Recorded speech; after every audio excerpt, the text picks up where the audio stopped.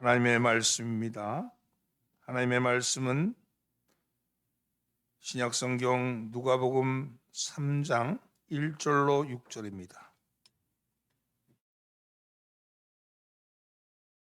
누가복음 3장 1절로 6절 말씀을 교독합니다. 제가 한 절 읽고 여러분이 한 절 읽습니다. 디베리오 황제가 통치한 지 15해 곧 본디오 빌라도가 유대의 총독으로 헤롯이 갈릴리의 분봉왕으로 그 동생 빌립이 이두레와 드라고니 지방의 분봉왕으로 루사니아가 아빌레네의 분봉왕으로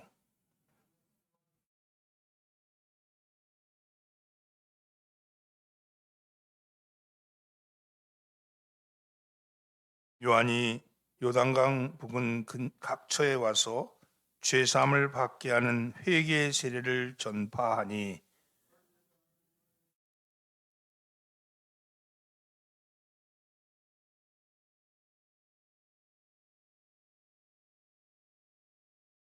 모든 골짜기가 메워지고 모든 산과 작은 산이 낮아지고 굽은 것이 곧아지고 험한 길이 평탄하여 질 것이요 모든 육체가 하나님의 구원하심을 보리라 함과 같으니라. 아멘. 할렐루야. 오늘도 예배에 참여하신 여러분들을 환영합니다. 옆에 인사하시죠. 잘 나오셨습니다. 앞뒤로 인사하면서 은혜 받읍시다. 오늘은 대림절, 대강절, 강림절 세 번째 주일입니다. 지난 2주간 동안 계속 대림절에 관한 말씀을 전하고 있는데, 대림절은 오신 주님의 날을 기다린다는 의미와 오실 주님을 기다린다는 의미가 있다고 말씀을 드렸어요. 그런데 누군가를 기다린다는 것은 먼저 그를 사랑하는 마음이 있어야 합니다. 사랑하는 마음이 있어야 기다리는 거죠. 진정한 사랑은 반드시 기다림으로 나타납니다. 기다림이란 것은 상대방의 시간에 나를 맞추는 거예요. 상대방의 시간을 기준으로 해서 내가 거기에 나를 맞춰야지만이 기다림이 가능합니다. 내가 누군가를 기다리는 그 시간만큼 내가 중심이 아니라 그가 중심이 되는 거죠. 그것은 사랑의 모습이기도 하지만 또한 믿음의 모습이기도 합니다. 믿어야 기다릴 수 있는 거죠. 그 사람이 올지 안 올지 모르는데 막상 그냥 기다리고 있을 수는 없잖아요. 올 것이다 하는 믿음이 있을 때 기다림이 있는 거죠. 그리고 근데 만약에 그 기다림이 상대방의 중심이 아니라 내 중심이 되면 어떻게 될까요? 짜증이 나고 분노가 일어나고 화가 나고 그런 거 아니에요? 왜 안 오는 거야? 왜 안 오는 거야? 그런 거죠. 기다림은 인내가 있어야 합니다. 인내가 없다는 것은 소망이 없기 때문이죠. 기다림의 본질은 철저히 내 시간이 아닌 상대방의 시간에 나를 맞추는 겁니다. 내가 주인이 되는 것이 아니라 상대방이 주인이 되는 것이죠. 이 기다림은 믿음과 연관이 있습니다. 믿음을 가진 사람이 끝까지 기다립니다. 그것이 기다림의 본질입니다. 그리고 그 기다림은 신앙의 본질이기도 합니다. 그런데 이 기다림은 단순히 기다리는 것이 아니라 준비되어 있을 때 기다림이 의미가 있는 거죠. 막 그냥 기다리고 있는 게 아니라 내가 그 사람을 맞이할 준비가 되어 있을 때 그 기다림이 소중하고 그 기다림이 고귀해 보이는 거 아니겠어요? 그래서 준비와 기다림은 형제와 같습니다. 잘 준비된 사람이 잘 기다릴 수 있죠. 주님은 잘 준비되어 있을 때, 우리가 잘 준비가 되어 있을 때 주님은 오십니다. 오늘 본문에 잘 준비된 한 사람을 소개하는 것으로 시작이 됩니다. 1절 말씀 함께 봉독합니다. 디베리오 황제가 통치한 지 15해 곧 본디오 빌라도가 유대의 총독으로 헤롯이 갈릴리의 분봉왕으로, 그 동생 빌립이 이두레와 드라고니 지방의 분봉왕으로, 루사니아가 아빌레네의 분봉왕으로. 여기 이 이야기를 쭉 설명하는데, 디베리오 황제가 통치한 지 15해, 본디오 빌라도가 유대의 총독으로 있을 때, 그러면서 쭉 하면서 분봉왕들을 소개하는데, 이것은 뭐냐? 옛날 옛적에 오신 게 아니고 역사 속으로 오신 거예요. 역사 속. 언제 하나님의 때에 맞춰서 오셨다는 의미를 합니다. 그러면서 주님이 주님의 등장하기 전에 준비된 한 사람이 있었습니다. 그는 예수님보다 6개월 먼저 태어난 분이었습니다. 그의 아버지는 제사장이었고 그의 어머니는 엘리사벳입니다. 늙어서 출생할 수 없는 나이가 되었는데, 그런데 성전에서 제사 드리는 중에 제사장 아버지 샤가라에게 천사 가브리엘이 나타나서 그에게 아들이 생길 것이라고, 아들을 낳게 될 것이라고 알려줍니다. 그 가브리엘은 6개월 후에 요셉과 약혼한 마리아에게 와서 그녀도 아들을 낳을 것이라고 말해주죠. 그래서 그래서 누가는 이 요한의 어머니가 엘리사벳인데, 그 요한의 어머니 엘리사벳은 예수님의 어머니 마리아와 친척 사이였다고 그렇게 말을 합니다. 그렇다면 세례 요한과 예수님은 어떤 관계? 친척 관계래. 친척 관계. 근데 이 샤갈의 아들 요한이 누구였냐? 메시아를 맞이할 사자였다고 그렇게 말씀합니다. 마가복음 1장 2절 말씀에 선자 이사야 그래 보라 내가 내 사자를 내 앞에 보내노니 내 길을 준비하리라. 이게 하나님의 사자를 먼저 보내셨다 이렇게 얘기하죠. 그가 바로 세례 요한이라 그러는데, 누가복음 3장 4절 오늘 말씀에 보면 선자 이사야 책에 쓴 바 광야에 외치는 소리가 있어 이르되 너희는 주의 길을 준비하라 그의 오실 길을 곱게 하라 이렇게 기록하고 있죠. 이것은 이미 성경에 예언되어 있는 준비된 사람이 있고, 준비되었을 때 그 길을 예비하는 사람이 무엇이라고 말하냐면 외치는 자의 소리가 될 것이라고. 마치 앞에서 뒤에 큰 대감이 오면 앞에 있는 누군가 와서 대감님 오신다고 소리 지르는 것처럼, 그렇게 앞에서 소리 지르는 자가 있을 것이라고 말합니다. 실제로 예수님의 공생애를 시작하기 전에 광야에서 주님의 오실 길을 준비한 이가 바로 세례 요한이었던 거죠. 이렇게 보면 우리도 주님이 오셨습니다. 이미 오셨어요. 그 오신 분의 모습을 보면서 오늘 우리에게 오실 그 주님은 어떤 분인가? 어떤 분인가? 보이지 않는 하나님이 보이는 하나님을 오셨는데, 그분이 예수님이시고, 그분이 승천하신 후에 보이지 않는 하나님이 또한 보이는 하나님의 이름으로 우리 가운데 오셨는데, 그분이 성령님인데, 우리 가운데 성령님이 함께 하시는 그분이 다시 보이는 하나님으로 오게 될 때, 그 성령님, 그 삼일체 성령님이 보이는 하나님으로 다시 우리에게 올 때 우리는 그걸 재림이라 그러고, 우리는 그 재림주가 우리에게 오신다는 거 아니에요? 그렇다면 우리 가운데 와 계신 하나님, 그 하나님이 오실 것을 우리가 준비하는 사람들이라는 거예요. 우리는 주님의 오심을 준비하는 사람들입니다. 그렇다면 주님의 오심을 어떻게 준비해야 될까? 오늘 이 말씀이 우리에게 주시는 말씀입니다. 먼저 말씀이 임해야 합니다. 따라서 말씀이 임해야 합니다. 2절 말씀 함께 봉독합니다. 안나스와 가야바가 대제사장으로 있을 때 하나님의 말씀이 빈들에서 샤갈의 아들 요한에게 임한지라. 말씀이 임했다. 샤갈의 아들 요한에게 말씀이 임했다. 이렇게 말하죠. 여기 말씀이라는 것, 말씀, 말하다 이런 뜻의 히브리어는요 2가지가 있습니다. 하나는 아마르입니다. 다른 하나는 다마르입니다. 아마르, 다바르, 좀 네임이 비슷하지만 아마르와 다바르가 있는데, 먼저 아마르는 그냥 말하는 거예요. 이렇게 말하는 거. 내가 교회에 왔다 이렇게 말하는 거 있잖아요. 서로 말하는 걸, 이 말하는 것을 아마르라 그래요. 반면에 다바르는, 이 말하는 것은 말하는 걸로 끝나지 않고 그 말하는 내용이 성취되는 것과 열매를 맺는 것까지 포함되는 거예요. 그러니까 다바르는 능력이죠. 말하는 게 곧 실행이죠.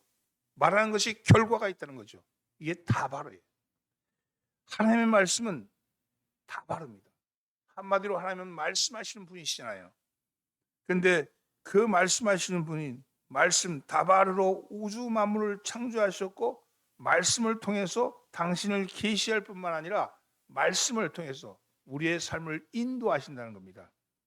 하나님은 말씀하시는 것, 하나님이 말씀하셨다는 것은 곧 그냥 서술하는 게 아니고 그것은 능력입니다.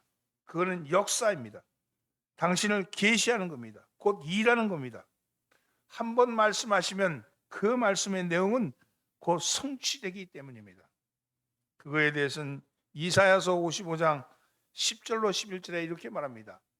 비와 눈이 하늘에서 내려서 땅을 적셔서 싹이 돋아 열매를 맺게 하고 씨 뿌린 자에게 씨앗을 주고 사람에게 먹거리를 주고 나서야 그 근원으로 돌아가는 것처럼 나의 입에서 나아가는 말도 내가 뜻하는 바를 이루고 나서야 내가 하려고 보낸 일을 성취하고 나서야 나에게로 돌아올 것이다.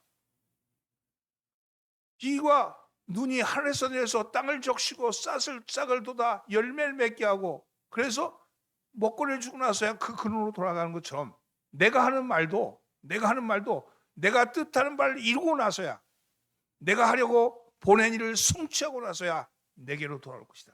이게 하나님의 말씀이라는 거예요.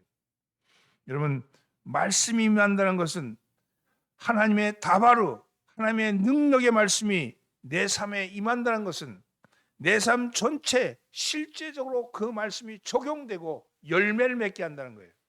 하나님의 말씀이 오늘 나에게 임했다. 그냥 임한 게 아니고 나를 활동하게 하고 힘을 주고 그 일을 성취하게 한다는 겁니다. 하나님이 나라 이렇게 말씀하면 낫는다는 거예요. 호공에 외치는 소리가 아니라 내 삶의 실제로 그것이 이루어진다는 겁니다. 여러분, 하나님의 말씀이 내 속에 임한다는 것, 그때 변화와 응답과 구원이 일어난다는 의미입니다.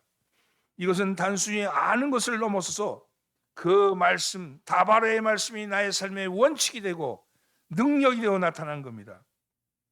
성경을 읽는 것은 그저 지식을 쌓는 것이 아니고 성경을 읽는 것을 넘어서 성령께서 말씀을 깨닫게 해주시는 겁니다.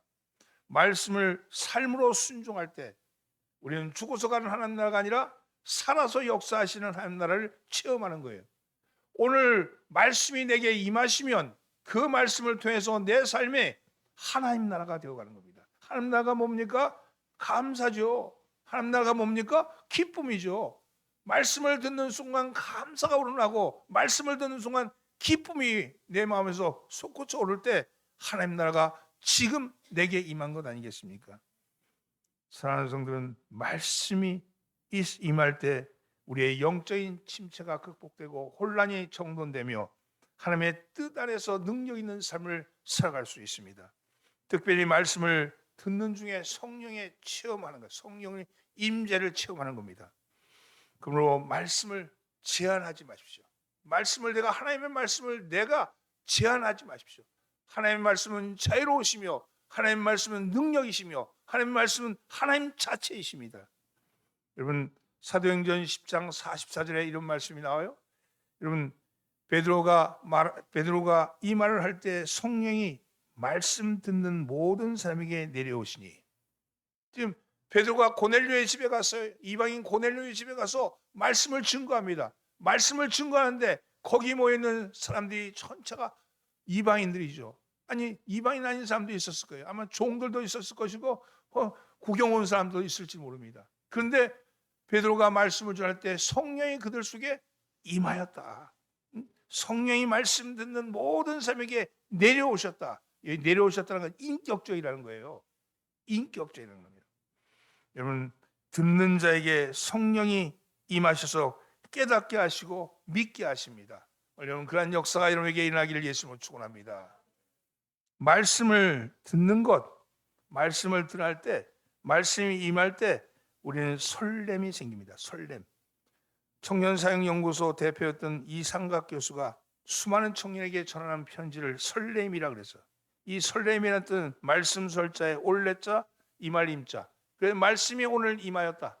말씀이 임할 때 설렘이 생기는 설렘. 설렘이라는 뜻은 여러분 아시죠?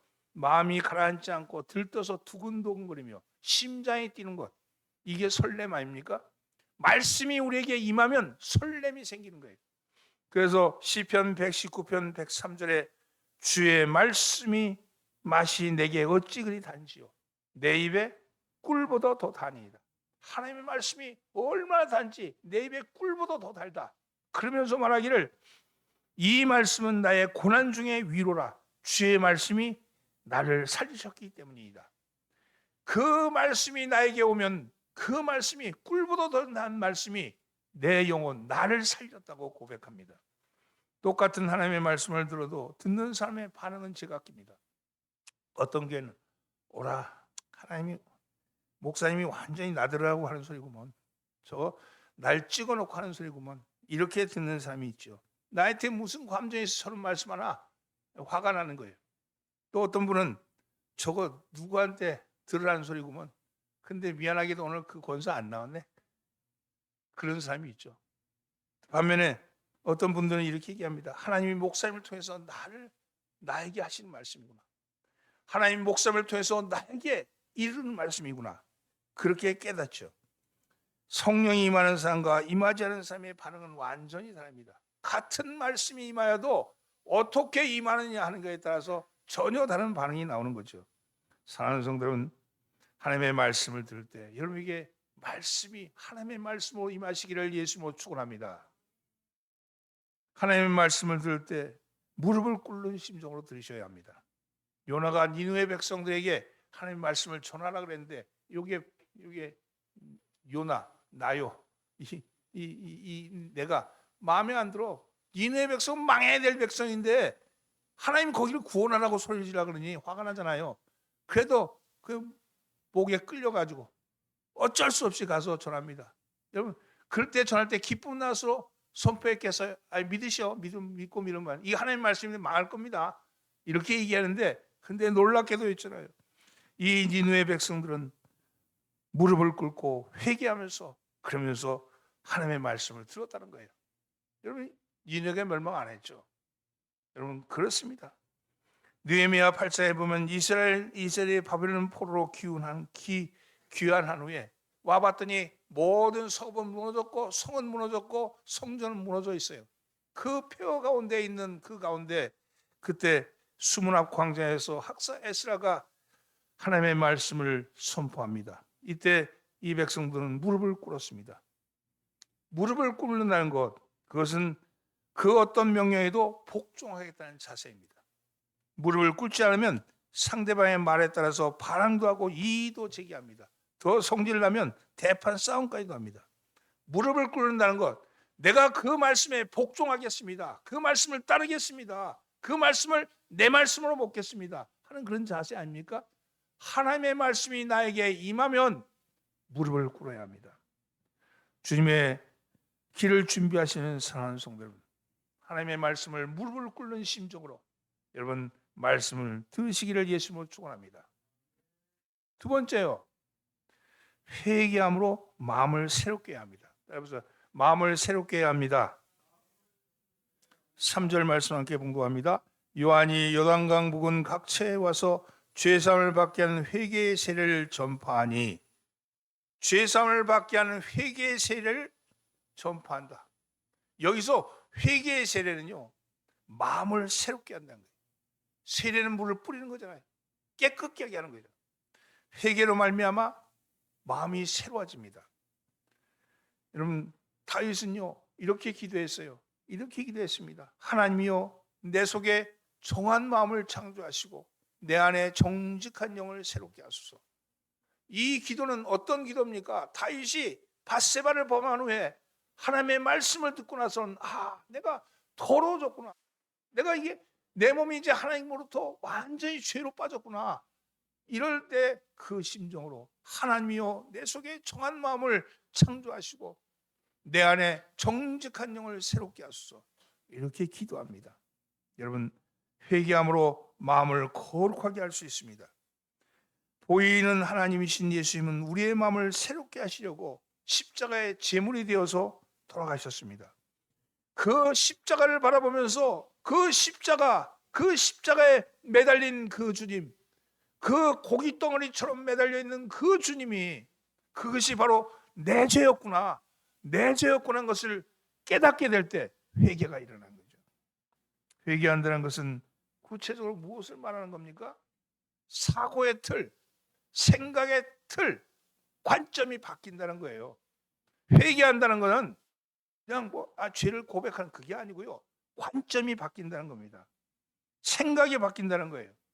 그리스의 철학자였던 에픽테토스는 사도 바울과 같은 시대에 살았던 그리스의 철학자인데, 그런데 그는 초대교회 기독교 사상에 많은 영향을 미쳤습니다. 그도 기독교인이었어요. 그런데 그에게 그런 말을 했어요. 사람은 사건 때문에 방해받는 것이 아니라 자기 자신의 견지하고 있는 관점 때문에 방해를 받는 것이다. 이런 말을 했어요.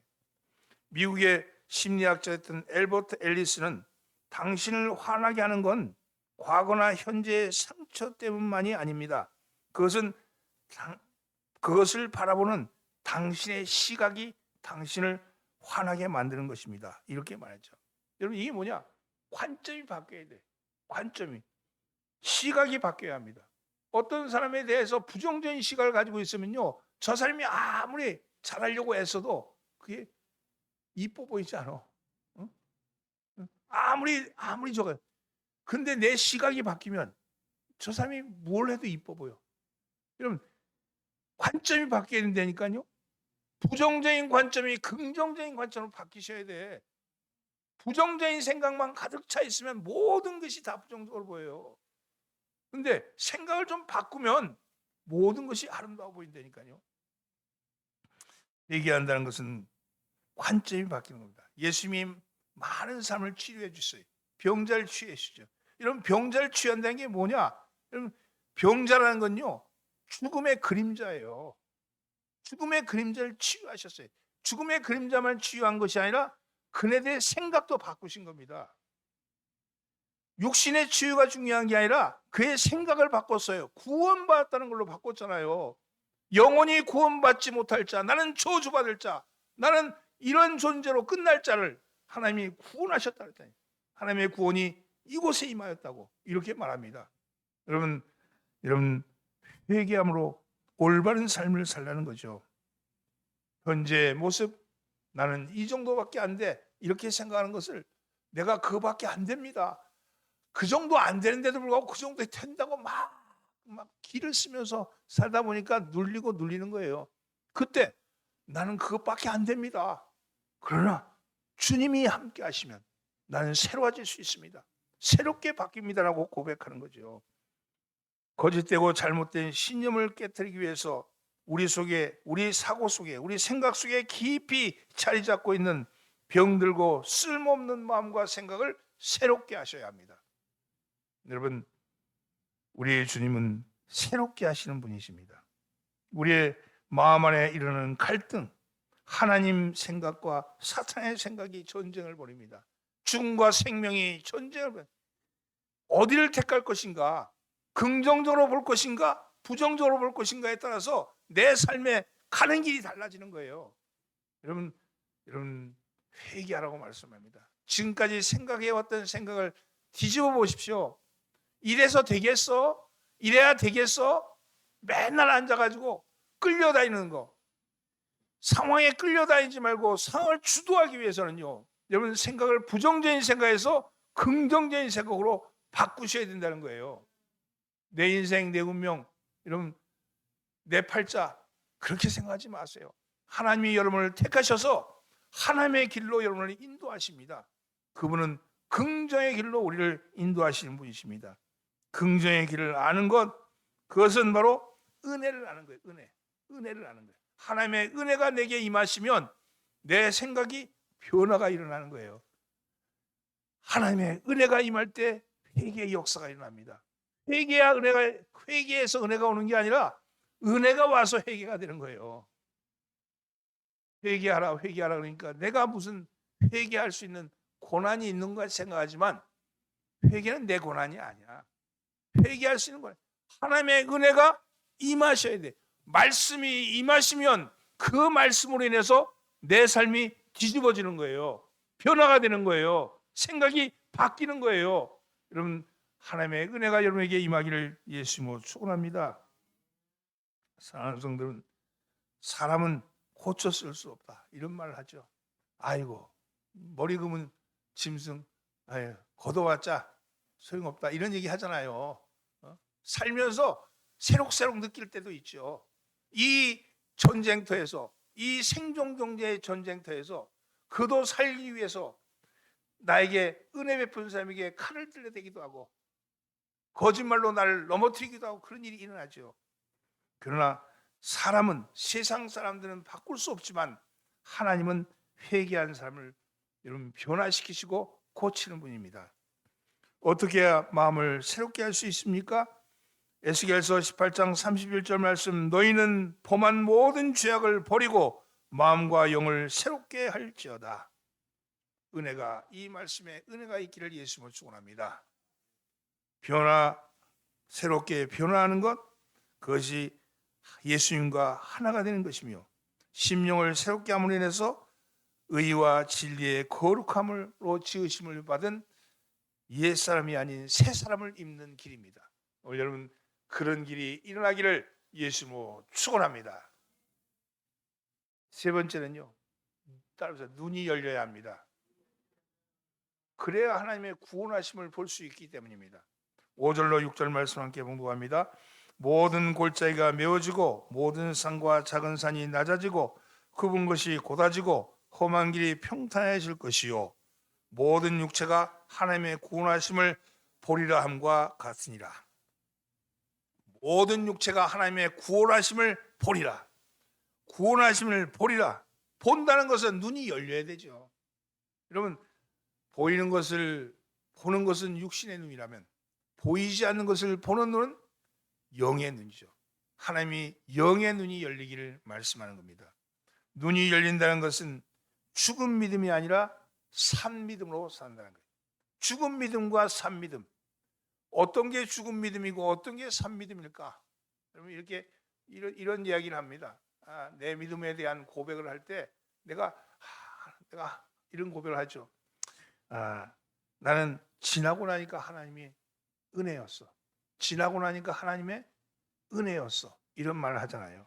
지나고 나니. 그때는 몰랐는데 지나고 나니까 기도가 모두 응답되는 걸 깨달았어. 그때는 왜 그 사람을 만나야 하는지 의미를 몰랐는데 지나고 나니까 하나님이 보내준 사람이었어. 그때는 나 혼자인 줄 알았는데 지나고 나니까 하나님이 함께 하셨어. 지나고 나니까 돌아보니까 그랬다는 거예요. 근데 그러면서 하나님이 동행하신 것 그거에 대해서 감사하고 고백하죠. 그런데 지금 내 앞에 놓여 있는 현실, 꽉 막혀 있는 현실, 풀어지지 않는 일들, 낫지 않는 병들, 이거 앞에서 이렇게 얘기합니다. 그때는 하나님의 은혜인데 지금 모르겠어. 여러분 이게 죽은 믿음입니다. 박제된 믿음이에요. 박제되어 있어. 지나고 나니까 있는 그거에 대해서는 인정하는데 지금이 중요한 거죠. 지금이. 여러분 그것은 입으로만 믿는다고 말하고 실제 삶 속에 믿음의 행동이 나타나지 않고 생명력이 없고 쓸모없는 믿음입니다. 박제된 믿음이에요. 야고보는 행함이 없는 믿음은 그 자체가 죽은 것이라. 무엇이? 산 믿음은 생생하게, 여러분 살아있는 믿음은 지금 하나님이 나와 함께 한다는 거예요. 내가 함께 하는 거예요. 그것은 관념이 아니라 삶에서 생생하게 실현되는 믿음입니다.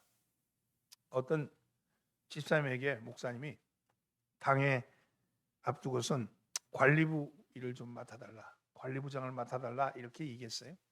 근데 그 집사님 생각해보니까 나에게 뭐 크게 손해되는 건 아니지만 이득되는 일도 별로 없죠.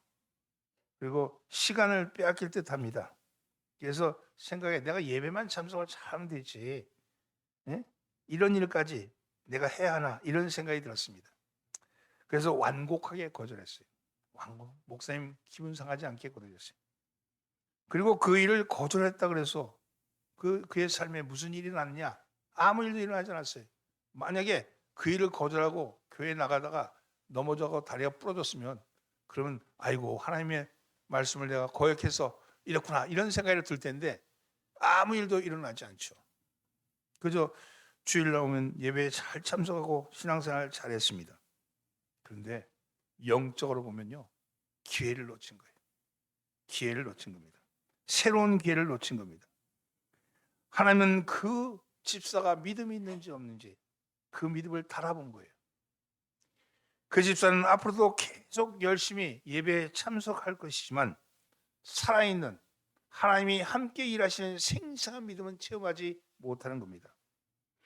하나님이 그를 통해서 일할 기회를 그가 놓쳐버린 거예요. 그의 인생에서 그 일이 아무 일도 아니야. 그러나 문을 놓친 거예요. 문을 놓친 거예요. 하나님과 동행할 일, 하나님과 함께할 일.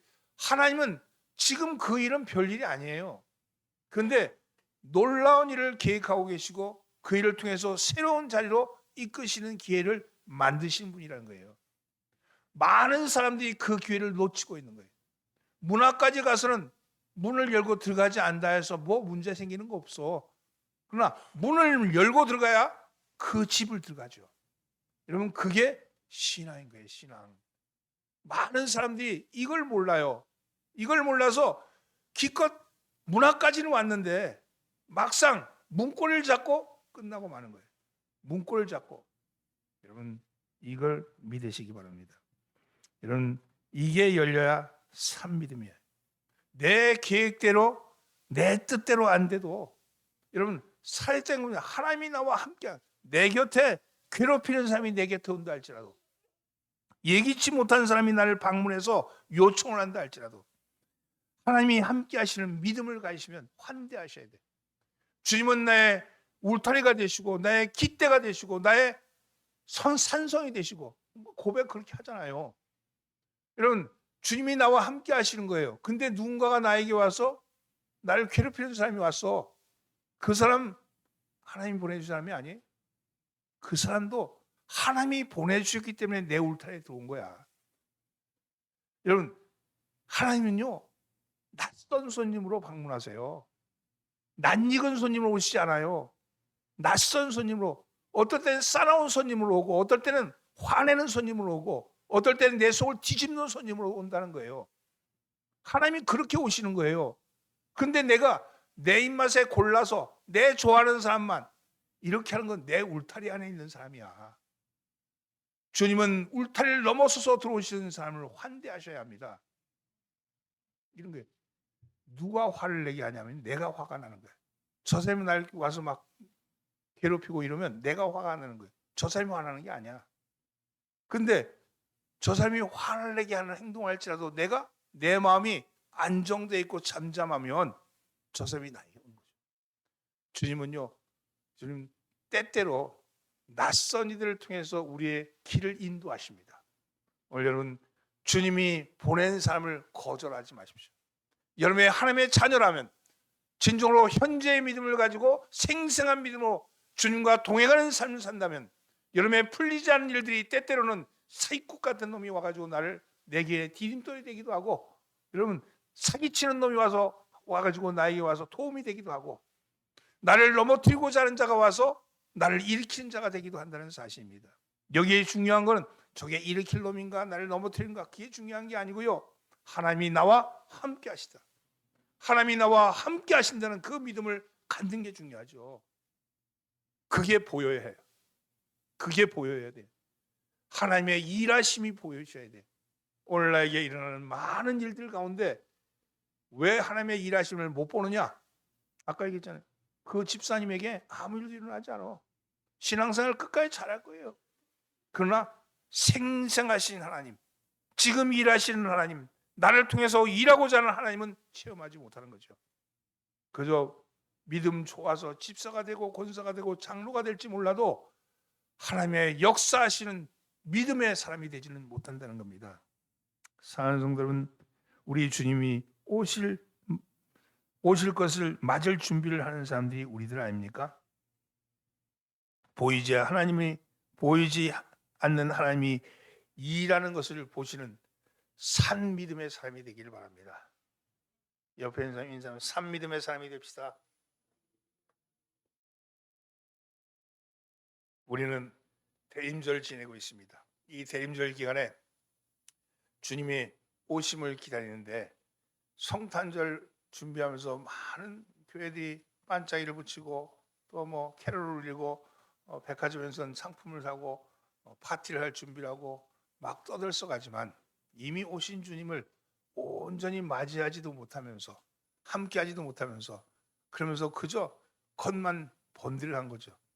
살아있을 때는 내 불효했던 놈이 제사상 아주 상다리 휘어지게 칠해가지고 사람들한테 효도랑 같이 보이는 걸 듯이 그렇게 보이는 모습, 그게 우리들의 모습 아니었나. 근데 지금 중요한 거는 오실 주님이잖아요.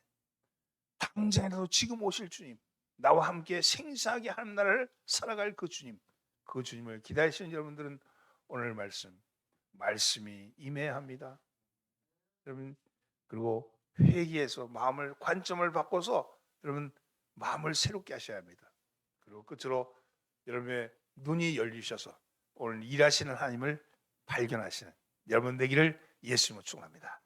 기도합니다. 살아계신 하나님, 주님을 맞이할 준비를 하는 저희의 마음을 살펴주옵소서. 주의 말씀이 우리 가운데 임하게 하시고 그 말씀으로 인해서 회개의 은혜를 허락하여 주시고 회개의 은혜를 통해서 마음을 새롭게 하여 주님 하시는 일이 눈에 보여지게 하여 주시옵소서. 오늘 내 뜻대로 내 계획대로 안 된다 할지라도 그 안 되는 것 앞에 넘어지지 말게 하시고 하나님은 할 수 있다라고 말씀하시오니 아버지의 일하시는 모습을 알게 하여 주시옵소서. 우리를 권하신 예수님의 이름으로 기도하옵나이다. 아멘.